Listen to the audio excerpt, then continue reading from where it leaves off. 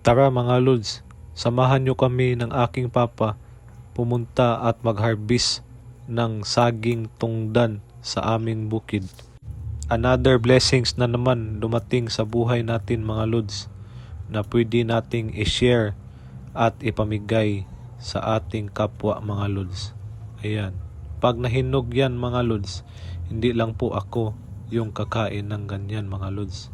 Pati yung pamilya natin, kapitbahay at kung sino man ang gustong kumain ng saging tungdan natin mga lods.